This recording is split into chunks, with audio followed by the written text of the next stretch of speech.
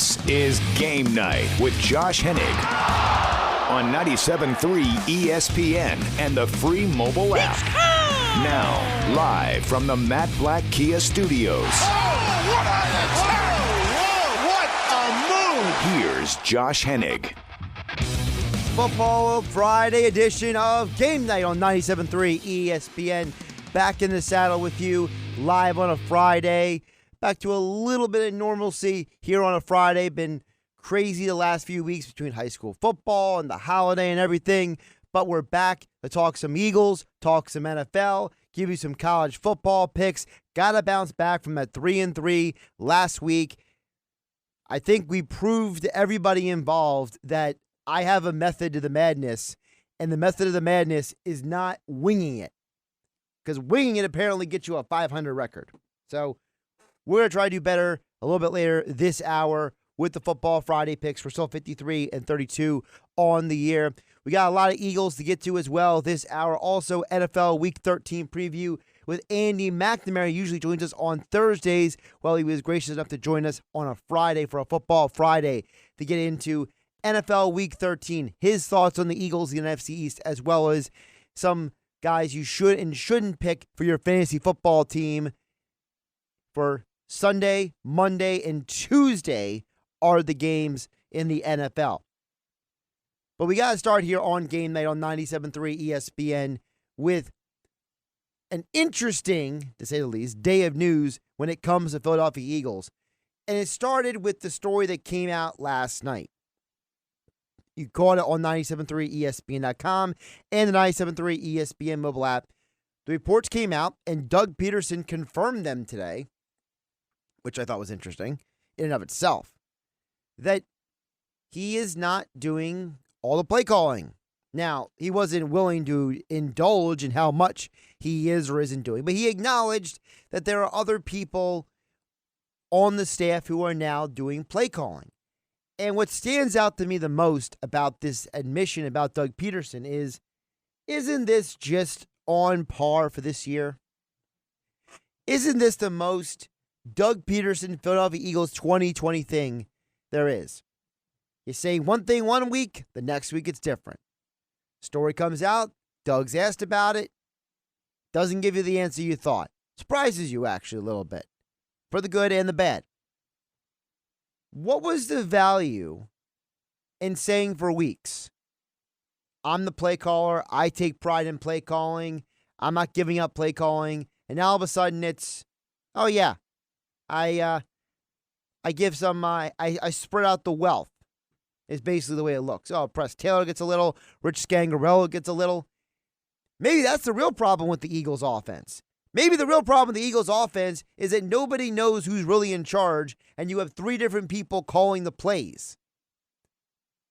But what does Doug think? Well, I don't want to give too much away. I'm not trying to give away my game plan. I'm not trying to give anything away. Okay, I get it, Doug. Your game plan and your strategy is so top-notch secretive. That's why you're scoring 21.5 points per game, which is 25th in the NFL. See, this is the absolute and total farce of the Philadelphia Eagles. The head coach is completely either oblivious or is trying to play everybody for a fool about the fact that this organization has completely dropped the ball this season. And instead of being honest about it, instead of owning it, instead of stepping up to the plate and saying, we did this wrong, we got to change it. Everything is always, I got to do better, we got to be better, I take responsibility. That's basically you saying, I don't have an answer, I don't want to tell you, I don't really care what you think. And that in and of itself is intellectually dishonest, it's ignorant, it's egotistical, and frankly, it's very disrespectful. Because at some point, the Philadelphia Eagles have to admit to themselves and everybody else that they keep doing the same thing. And when you keep doing the same thing, I got a tip for you. If you keep doing the same thing and it's not working and you expect a different result, You're nuts. Doug Pederson has gone off the ledge of the loony bin because he's taking this all in stride like it's no big deal. Oh yeah, I Press Taylor, yeah, whatever. Now you heard Sal Palantonio earlier on the Sports Bash talk about the fact that Howie Roseman, Doug Pederson, and Press Taylor all have the same agent. Well, that explains a lot, doesn't it? Because there's really no other reason why Press Taylor should still be on this team. What has Press Taylor ever done? Except for be hired by Chip Kelly and become Carson Wentz's best friend forever in the building. I mean, seriously, who is Press Taylor? And if he is making play calls, guess what? The Eagles still aren't scoring. The Eagles scored 28 points against the Ravens. They haven't gotten close since. You know what that tells me? That tells me that whether it's Doug Pederson, Rich Scangarello, Press Taylor, Marty Morningweg, Deuce Stanley, it doesn't matter who is calling the plays. Doesn't matter. They all are doing a bad job.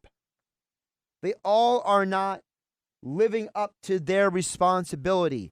They are all not getting the job done. 609-403-0973 on the PlaySugarHouse.com. Text board 609-403-0973 to get on the conversation. Doug Pederson just won't accept, he won't admit that he is doing things wrong. The organization won't accept and won't admit that they are doing things wrong. But yet somewhere along the way, somewhere in the universe of the Eagles, which seems to be a parallel dimension that is not in the same environment as the rest of us are living in, because let's be realistic, it doesn't take a rocket scientist to figure out, it doesn't take a football savant, it doesn't take a football guy, it doesn't take an expert to realize that the Eagles are doing bad on offense. And part of the reason they're doing bad on offense is because the quarterback has been incapable of executing the game plan. But yet, what do? We still put the full weight of the success and failure of his offense on his shoulders. Guess what?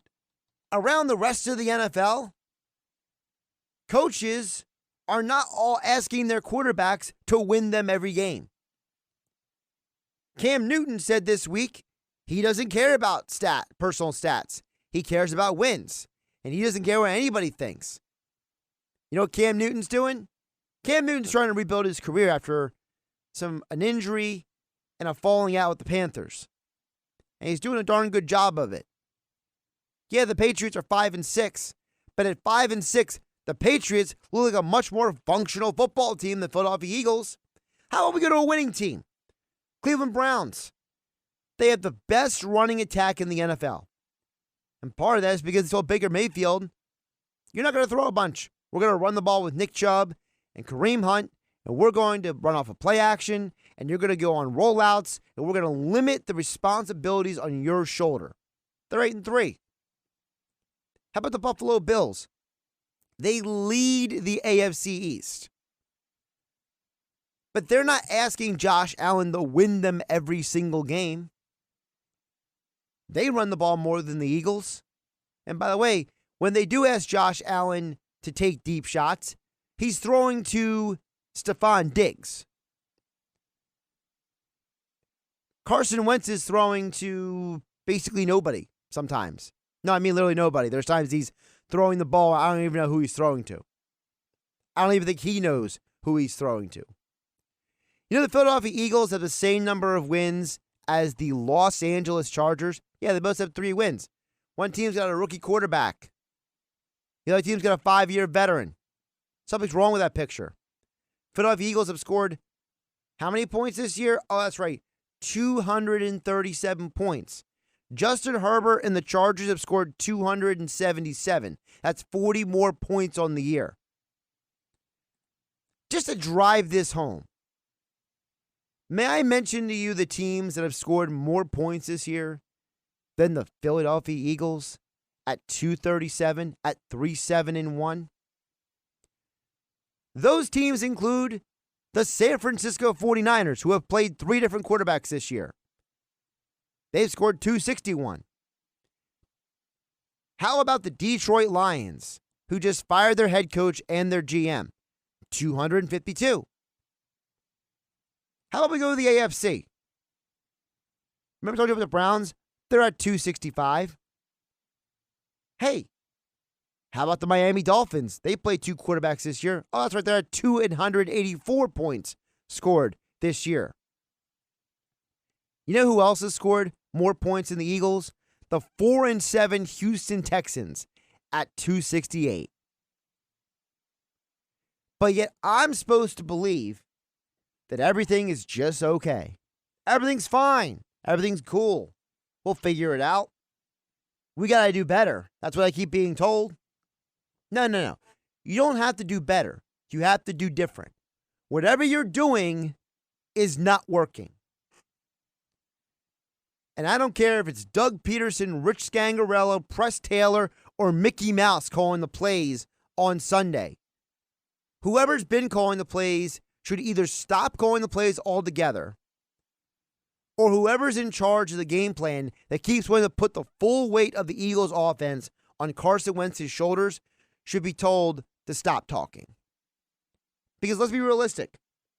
When there's that many teams in the NFL, 24 teams, who are scoring more points than you are, and you're supposed to have an offensive-minded head coach and a fifth-year quarterback,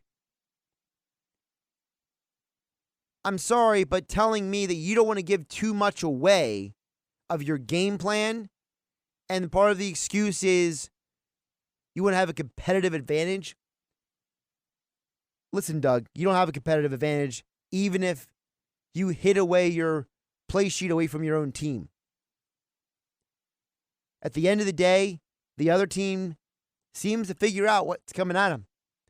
And your quarterback can't execute what you're asking him to do. Those are some big, big problems, Doug. Somebody needs to tell the Philadelphia Eagles coaching staff to let go of their ego and start from scratch. In this game on Sunday, I'll give you my pick a little bit later in the show for Eagles-Packers. It could get ugly. Not because I think the Packers are going to run all over the Eagles' defense, but because I could see the Packers getting turnovers against the Eagles' offense. It's not like the Packers are a bunch of pushovers defensively. They're not an elite defense, but they're not a horrible defense either. They've been known to get some turnovers, to get some sacks. And by the way, the Eagles will have their 11th different offensive line combination this Sunday.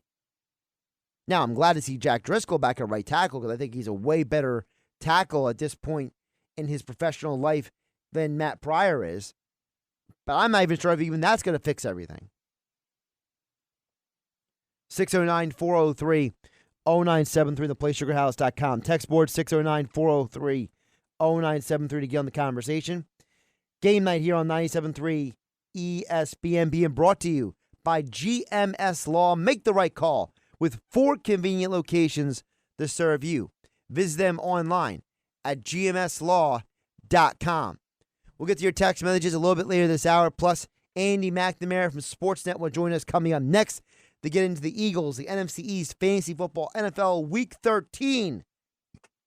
All here on 97.3 ESPN FM and the 97.3 ESPN mobile app powered by First Bank of Sea Isle City. You're listening to Game Night with Josh Hennig on 97.3 ESPN and the free mobile app. Football Friday here on Game Night on 97.3 ESPN. NFL Week 13 it is Sunday, Monday, and Tuesday this week. So to get more into the NFL weekend, fantasy football, and more, the one and only Andy McNamara. He usually joins us on Thursdays, but today he's joining us on a Friday. Sportsnet Fantasy Sports analyst, NFL analyst. Andy, how are you doing today? I'm doing good, Josh. How are you, man?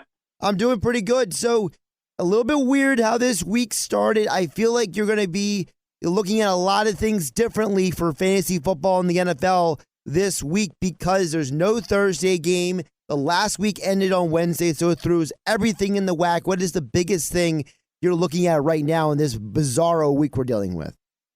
Yeah, man, this is wild, right? We got doubleheader Monday. We have the Tuesday Ravens-Cowboys game. Anything that is not regularly scheduled makes me nervous, especially the Ravens, because they can't seem to get out of their own way. Is this really done? Like, there's the status, Lamar Jackson, okay? Like, there's so many question marks. So if it's me, I'm trying, and there's going to be certain situations, of course, you have key players you need to slot in. All things being equal, try to get the most out of your players from Sunday so we don't have to worry about this Monday and Tuesday stuff. And hopefully you've already set out with your league commissioner where you can have backup plans, right? We talked about this in the past, Josh, where it's like, put in, like, okay, for fun of Ravens, you got Lamar Jackson. All right, well, if he plays, then it'll count normally. But if he doesn't, you have your backup that you've told them about, and he'll get the points if he is still out with COVID. So, like, that's the type of thing you hopefully have set out in your league right now, because otherwise it could just be a schmoz like we saw this past week. You mentioned Lamar Jackson. I know a lot of people are scrambling because there's a lot of fantasy owners out there who have him and they don't know, do I play him? Do I not play him? I know for me, for example, in my fantasy league, I benched Ben Roethlisberger because I didn't know when the game was going to be played. So if someone owns Lamar Jackson, do you hang on till Tuesday or do you go out and grab another quarterback? Personally, for me, I've been fading on Lamar Jackson overall anyway the last few weeks, and good call on Big Ben after that game, right? He would have got you less than 14 fantasy points, so smart get there, and that's also for this week a tough Washington defense. Personally, it still makes me nervous. I know it's Dallas, right? All things being equal, it should be a light up fest. I'll tell you this. I'll give you guys one of my sleepers that come out on my Saturday Sportsnet.ca article. A guy I am super bullish about this week, Kirk Cousins. Okay, Josh? Like, I know it's all about Dalvin Cook, but we cannot discount what Kirk Cousins has done. Also, the matchup he has this week. Also, he's available in 50% of Yahoo ESPN leagues and is about the 6th or 7th most expensive quarterback on DraftKings. For Cousins, here's what we got to look at. Last two matchups versus Dallas, defense stinks, went for 23 fantasy points. Carolina, defense, went for almost 27. Over that stretch, 6 total touchdowns, 3 in each, and went over 300 yards in both of those. And the week before, he was almost at 300 yards. We're seeing a trend upwards. You played Jacksonville, who's terrible. And so I think Kirk Cousins is, if you want a safer play, I think that is about as safe as you get this week if you want to pop in Kirk Cousins. So that might be the direction I would go. Is there the threat that he could hand off Dalvin Cook 40 times? Yes. But hey, last 3 weeks we've been seeing a different trend. Speaking of quarterbacks, what do you do if you're a Josh Allen owner? Because even though he's practicing, he's listed with knee and ankle issues. And for a mobile quarterback, that's not a good sign. No, you're right. It's tricky. That is something you're going to want to be tracking up to the weekend. It's also San Francisco's defense isn't what it used to be, right, with all the injuries. But I would still feel pretty comfortable playing him. It is the Monday night game, so he does have the extra day. You want to make sure we're tracking that. If anything weird happens as of Sunday morning and we hear something on Saturday or Sunday that he's still bothering him, whatever, then maybe you try to fade away from him. But as of right now, if he's going to go, I would feel pretty confident playing Josh Allen, even though he's coming off of a pretty disappointing fantasy effort against the Chargers. Andy McNamara joining us here on Game Night on 97.3 ESPN. Make sure to follow him on Twitter at AndyMC81 for all your NFL and fantasy sports news and information and tips. Andy, let's jump over to wide receiver. The 49ers are an interesting situation. They brought Brandon Ayuk off of the COVID list, so it looks like he's good to go. But now Samuel he's got a hamstring issue. So are you looking at the 49er receivers as viable for this week, or are you saying wait and see? Well, I feel pretty good about Ayuk. And again, you have the extra day, so you have, because it's the Monday game, so we have that extra day to get Brandon Ayuk back up and going. I just feel, especially if Samuel's banged up, that's going to be where you want to go. And we saw with Nick Mullins, Ayuk went for almost 20 fantasy points. He got 14 targets. So especially if Samuel's not at 100% or doesn't play, I still think you can do that.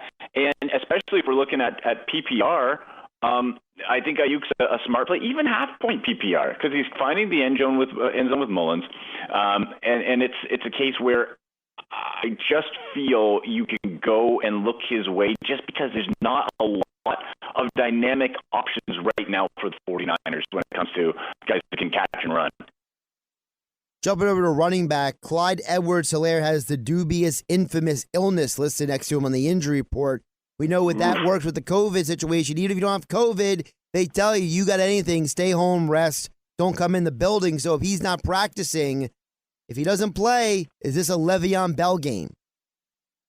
Boy, this whole Le'Veon Bell situation has just got me bummed out, right? Like, it's not, I guess the good thing is, it's not like he's like really cut in to Clyde Edwards-Helaire workload, but the problem is the Chiefs just aren't necessarily running the ball that much.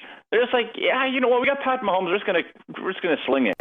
You got Denver, they were embarrassed last week, right? Like, I would feel more comfortable taking a flyer on a DraftKings contest with Le'Veon Bell personally, just from the fact where do I want, if I'm in a season long and I need to win to make the playoffs, or seeing, do I want to lean on Le'Veon Bell?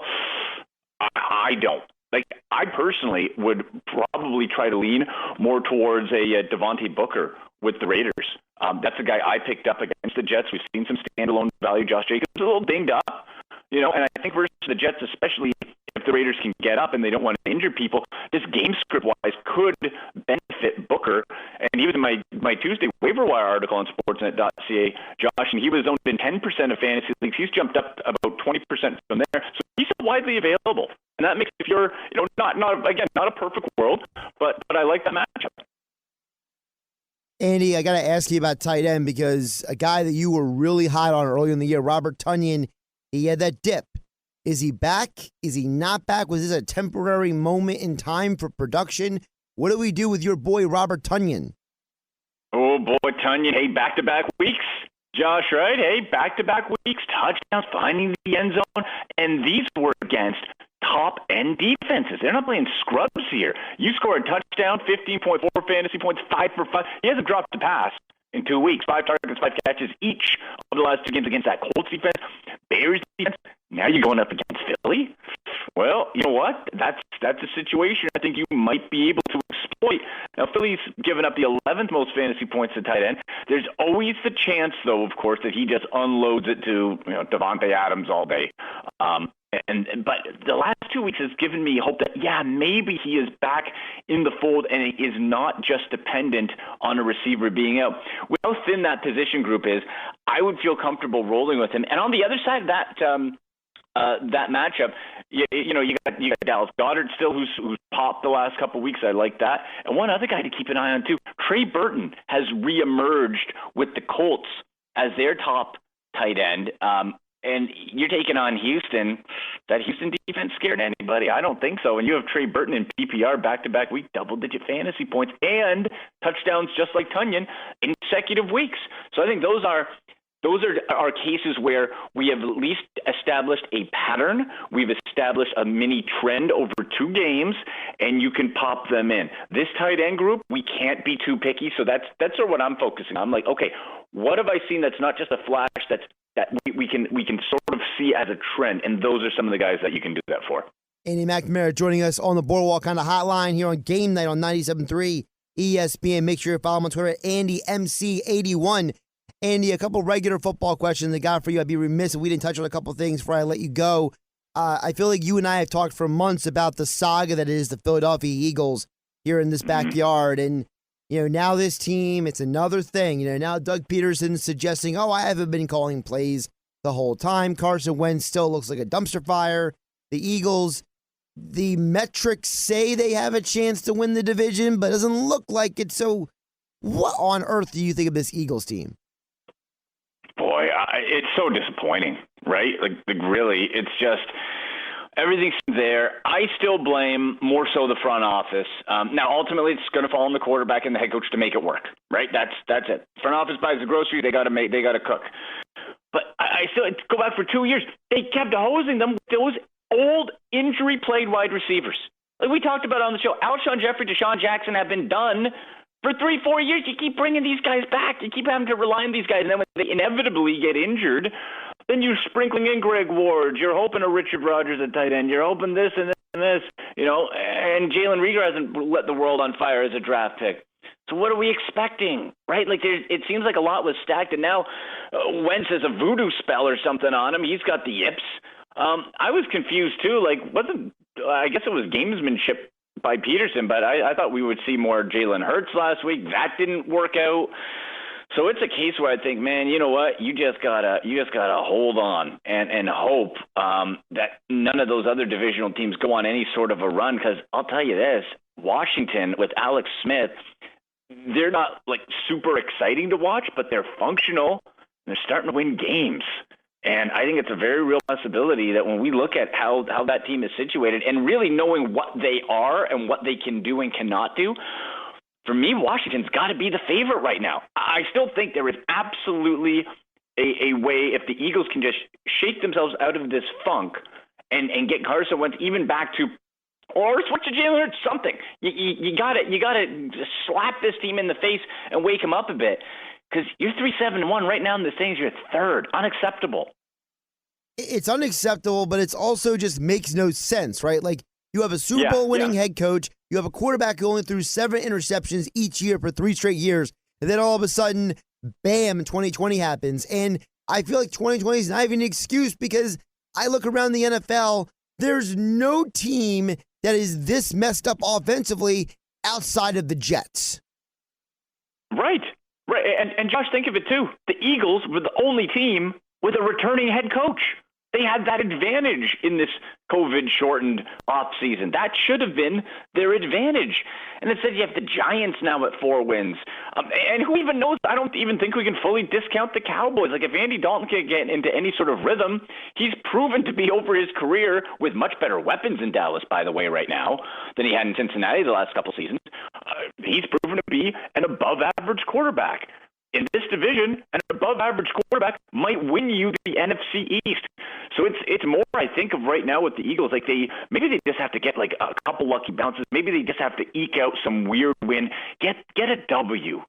However it looks, just get a W, and then maybe they can start to build off of that. But that whole Carson Wentz situation is such a puzzle, and I wonder what the hesitation is to at least see what you have in Jalen Hurts. We're not at practice. Maybe they're not confident in him. But I really liked him as a draft pick coming out. I was very bullish on him if he's being developed properly as a true quarterback and not just a gimmick guy, that he can do something. So, this is the next week. We'll see. Andy, one more before I let you go, and always appreciate the time and the conversation here on Game Night on 97.3 ESPN. Andy McNamara from Sportsnet Fantasy Sports and NFL Analyst. Andy, I'm going to ask you the question that's been the hot question in this area with this Eagles team, because you are an outsider. You don't have a loyalty. You don't have a vested interest in this situation. So I'm going to ask you as an unbiased observer, if you had to pick one to stick with moving forward, Doug Pederson or Carson Wentz? Oh, wow.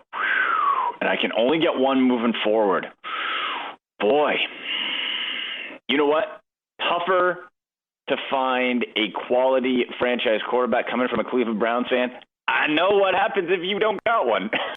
And even if he's struggling, the tools are still there. I would say you stick with Carson Wentz over Doug Pederson. While I think Doug Peterson's a heck of a coach, I think you can find somebody to come in and maybe rejig things a little bit and freshen things up, perhaps. I think you hold on to Carson Wentz and maybe have a bit of a competition next year with Jalen Hurts. But out of the two, I think if you have a quarterback that has shown and has done what Carson Wentz has, and he's having just a weird year, I'd stick with the QB. That's interesting, because I've been saying that to me, I'd pick Pederson because to me, Super Bowl winning coaches don't grow on trees. It's harder to find a Super Bowl winning coach. I feel like you can find a competent quarterback. I mean, Jared Goff and Jimmy Garoppolo have gotten teams to the Super Bowl, and I don't think either one of them is elite. I feel like if you had a competent quarterback who didn't throw all these interceptions like Wentz is, you'd probably have 3 more wins this year. Yeah, you absolutely could. I would honestly, if I'm an Eagles fan, I'm putting more pressure on the front office. I know all the focus is there. Can you get me some reliable weapons that aren't going to get injured every day? Like, that's what frustrates me coming into the season. It's baffling. I think they missed on Rieger. I thought you could have got Jefferson was looking you in the face in the draft. All you had to do was hand in the card. That's it. That drives me nuts over the Eagles draft there. He was right there. You didn't get him. So now you got to look at, okay, should the front office be held accountable, right? And maybe that's something to look at as well as what pieces are you putting in front of the quarterback and the head coach, and are you putting them in the best position to win? A lot of these questions we won't have answers for probably until after the year, and maybe 20 years from now there'll be a 30 for 30 documentary about it. But either way, as of right now, he is Andy McNamara. Make sure you follow him on Twitter at AndyMC81 for all your fantasy sports and NFL analysis, Sportsnet. And make sure you check out his articles over at sportsnet.ca. The next one drops tomorrow morning, right? That's right. Yeah, tomorrow morning on Sportsnet.ca. So I'll give the sleeper picks and DraftKings DFS value plays as well for my top 5. So keep an eye out for that. On Twitter, I'll post the link to at AndyMC81. Boom. There it is. Andy McNamara joined us on the Boardwalk Honda hotline here on 97.3 ESPN. Andy, appreciate it. Always, Josh. Talk to you soon, buddy. And it's all guests up here on the Boardwalk Honda hotline. Thanks again to Andy McNamara for joining us on a Friday instead of a Thursday, Football Friday here on 97.3 ESPN. Let's hit your text right now on the PlaySugarHouse.com text board as promised, 609-403-0973, 609-403-0973. Let's get them in the order they came in. Joey D from Ventnor chimes in, says, Josh, the Eagles are now insane to me. How could this team fall this far off the cliff? That's Joey D in Ventnor. Well, Joey, let's start with the number one. The reason why they've fallen this far is because, for whatever reason, they don't think they have fallen this far. See, that's really where the key is. That's where the rub is. That's where the push comes to shove, okay? Is that the Philadelphia Eagles are unaware, willingly or blissfully, I don't know which it is, but it's one of the two, of how much they've fallen off. It's like Doug Pederson and Carson Wentz are oblivious to how poorly things have gone on the offense. That's a huge part of it. And the other part of it is, how did we get here? Well, we got here because nobody wanted to fix the problems sooner, okay? Even when the Eagles made the comeback and got back into the playoff race and made the postseason last year, or when they did it the year before with Carson Wentz and Nick Foles, and then last year just with Carson Wentz, they did it because they had this idea in their head they could hit a switch in December and turn this thing around. Well, you were also in a much better position in those years. I feel like there's a level of complacency with this organization now that they think, we've won a Super Bowl, we can do it again. And it's not that easy. I argue that winning a Super Bowl is the hardest championship to win of the 4 major team sports. In hockey and basketball, half the league makes the postseason. So as long as you're good enough to get in the postseason, you have a chance, as long as you have, either in hockey, some great players, or in basketball, one of the 5 or 10 best, or 2 of the 10 best players in the league, right? You have a chance. You have a hope. Baseball, I mean, there's so many variables that go into it, health and pitching and, timely hitting. It's kind of a luck of the draw. Football, not everybody gets in. Even this year, it's only 17, but it's 14 teams. So you're not even at half the league capacity making the postseason. And even when you make the postseason, if you don't have the coach, if you don't have the players, if you don't have the home field advantage, or the referee waking up on a good day, or the health or the injuries or the depth. There's so many variables going to football. There's 22 players at minimum who play every single week, if not more, on the offense and defense combined. Baseball, it's 9 guys on the field. Basketball, hockey, it's 5. Football is so hard to win a championship, and I think this organization thought they could do this again and again and again, and I think it's the complacency and the complete disregard for reality that's going on with this team. A couple more texts, 609-403-0973, the PlaySugarHouse.com text board.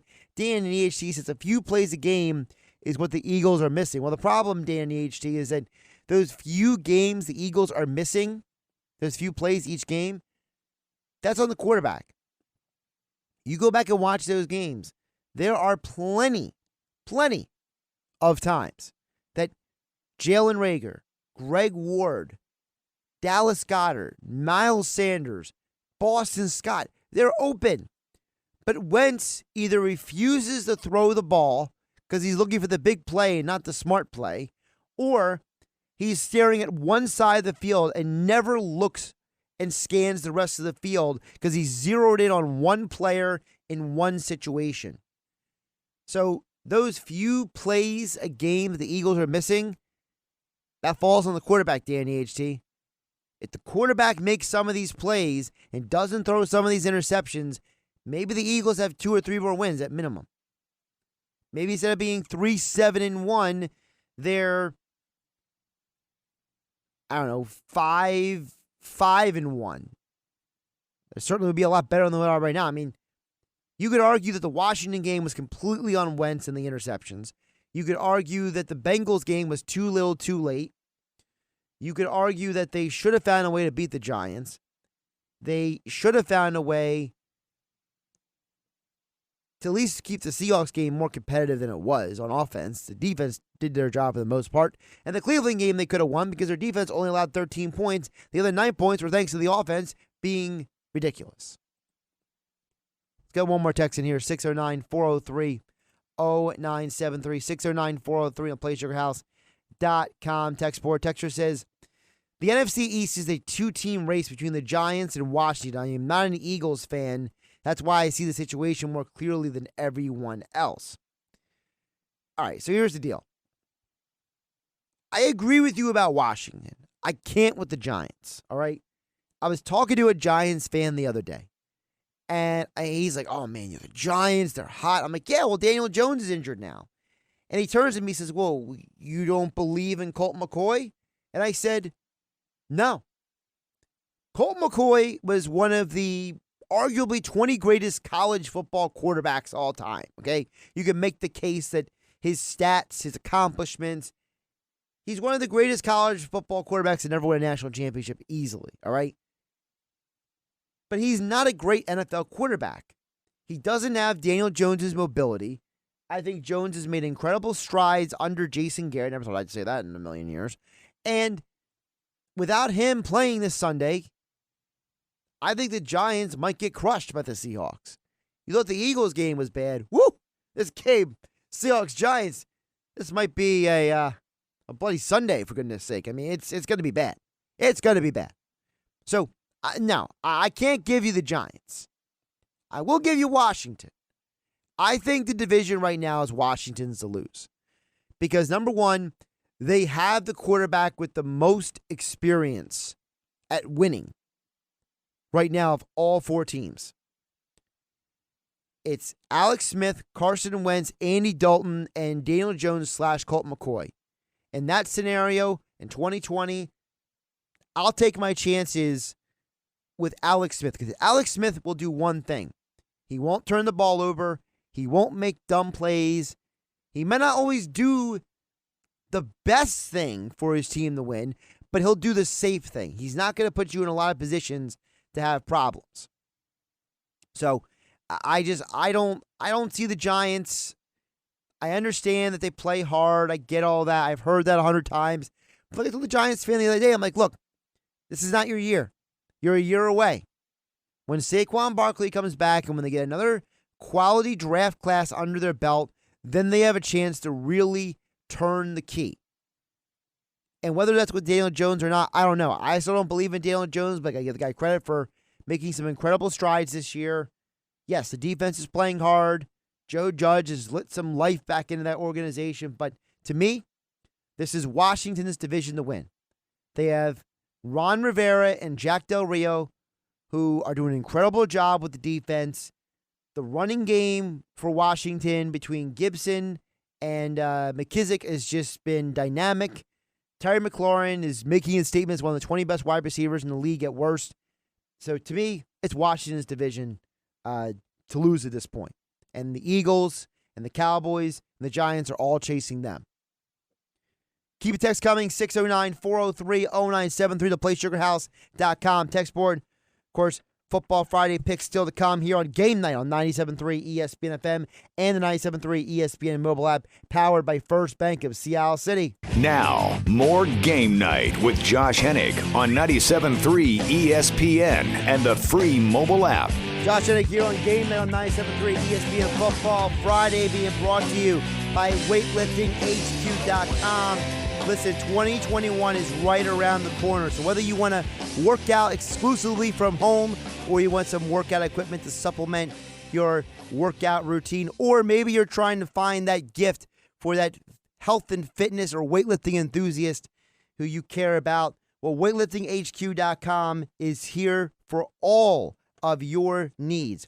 They are a local company located right here in South Jersey, and they operate fully online.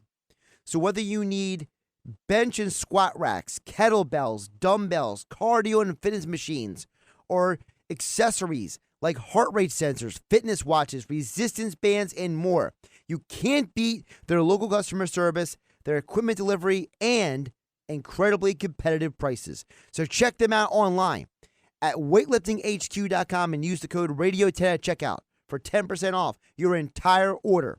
That's RADIO10 at weightliftinghq.com, 10% off your entire order at weightliftinghq.com.